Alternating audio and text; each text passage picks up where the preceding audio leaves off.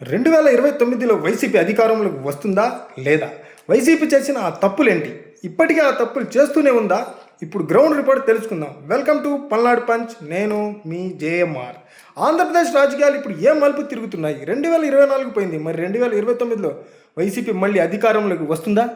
క్షేత్రస్థాయి పరిస్థితులు చూస్తుంటే రానే రాదు అని విశ్లేషకులు చెప్తున్నారు. ఎందుకు వైఎస్ఆర్ కాంగ్రెస్ పార్టీ పునాదులనే కదిలిస్తున్న ఈ 8 ఘోరమైన తప్పిదాలు ఏంటో ఇప్పుడు చూద్దాం. ఈ 8 కారణాల వల్లే 2029లో వైసీపీ ఓటమి చెందుతుందా? మొదటి తప్పిదం 1. సర్పంచుల కడుపు మంట. వైసీపీకి పెద్ద శాపం. గ్రామాల్లో పార్టీని మోసే స్థానిక సంస్థల ప్రతినిధుల ఆగ్రహం. వైసీపీ హయాంలో సర్పంచులు, ఎంపీటీసీలు, జెడ్పీటీసీలకు రావాల్సిన కనీస నిధులు, బిల్లులు కూడా ఇవ్వలేదు. దారుణం ఏంటంటే కేంద్ర ప్రభుత్వం ఇచ్చిన 15వ ఆర్థిక సంఘం నిధులను కూడా అప్పటి ప్రభుత్వం లాగేసుకుంది. బిల్లులు రాక అప్పులు తీర్చలేక ఊర్లు వదిలి పారిపోయిన సర్పంచులు ఉన్నారు. ఈ కడుపు మంట ఇప్పుడు వైసీపీకి శాపంగా మారింది. ఇకపోతే రెండవ తప్పిదం, పవన్ కళ్యాణ్ను జీరో నుండి సూపర్ హీరో చేసింది వైసీపీనే. పవన్ కళ్యాణ్ను సూపర్ హీరోగా మార్చడం 2019లో 2 చోట్ల ఓడిపోయి పొలిటికల్గా ఇబ్బందులు ఉన్న పవన్ను పొద్దున్న లేస్తే తిడుతూ విమర్శిస్తూ హీరోని చేసింది వైసీపీ నేతలే. 2024 కూటమి గెలిచాక కూడా బుద్ధి మార్చుకోకుండా రోజు ఆయనపై ట్వీట్లు చేస్తూ ఆయన్నే హైలైట్ చేస్తున్నారు. ఈ అనవసర ప్రాధాన్యతే 2029లో వైసీపీకి పెద్ద గుణపాఠం కాబోతుంది. ఇకపోతే మూడవ తప్పిదం, సుమారుగా 70 మంది ఇన్ఛార్జీలు చండాలమైన పనితీరు, లీడర్ల నిర్లక్ష్యం. వైసీపీ నియమించిన దాదాపు 100 మంది ఇన్ఛార్జీలో 70 మందికి పైగా పనితీరు అత్యంత చండాలంగా ఘోరంగా ఉంది. కనీసం క్షేత్రస్థాయిలో ప్రజలు తిరగడం లేదు. ఎన్నికలను చాలా లైట్గా తీసుకుంటారు. నిమ్మకు నీరెత్తినట్లు ఉండే వైఖరి పార్టీ కొంప ముంచడం ఖాయం. ఇకపోతే 4వ తప్పిదం, క్యాడర్ వలసలు, మిథున్ రెడ్డి డెడ్లైన్ ఫ్లాప్. క్షేత్రస్థాయి క్యాడర్ వలసలు, కమిటీల వైఫల్యం, గ్రామాల్లో వైసీపీ క్యాడర్ని పట్టించుకునే నాదుడే లేడు.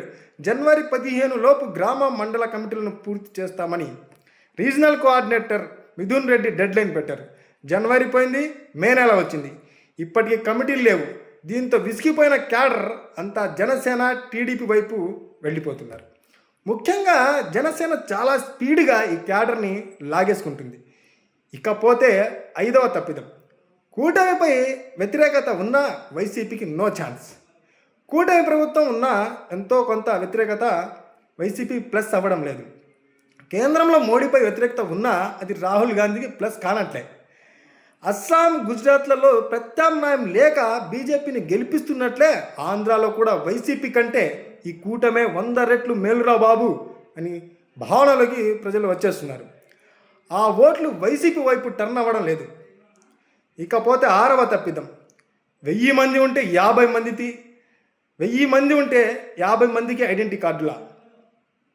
ఇది ఎక్కడ విచిత్రం? కొత్త ఓటర్లు యువతను ఆకర్షించకపోవడం. ప్రతి సంవత్సరం లక్షల మంది యువత ఓటర్లుగా మారుతున్నారు, కానీ వైసీపీ వారిని అస్సలు పట్టించుకోవడం లేదు.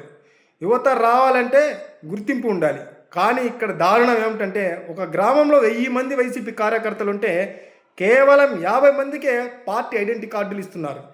మిగతా 950 మంది సంగతి ఏంటి? దీనివల్ల కొత్తవారు రాకపోగా ఉన్నవారు పక్క పార్టీల వైపు చూస్తున్నారు. సీనియర్లేమో పాత పదవుల డబ్బా కొట్టుకుంటున్నారు. ఇకపోతే 7వ తప్పిదం, బలమైన పొలిటికల్ ఐడెంటిటీ లేదు, కేవలం ట్రోలింగే. పార్టీ పెట్టి 15 ఏళ్ళు అవుతున్నా వైసీపీకి అంటూ ఒక స్పష్టమైన పొలిటికల్ ఐడెంటిటీ లేదు.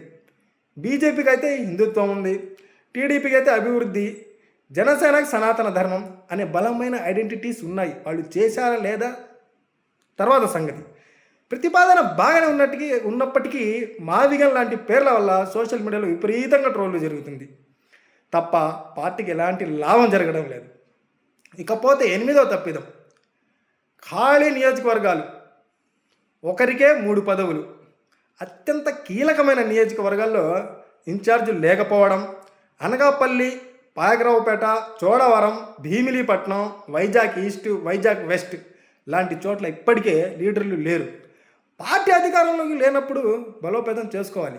కానీ వైసీపీ 2 ఏళ్ళు ఖాళీగా ఉండి చివరి సంవత్సరంలో చూసుకుందాం అనుకుంటుందేమో.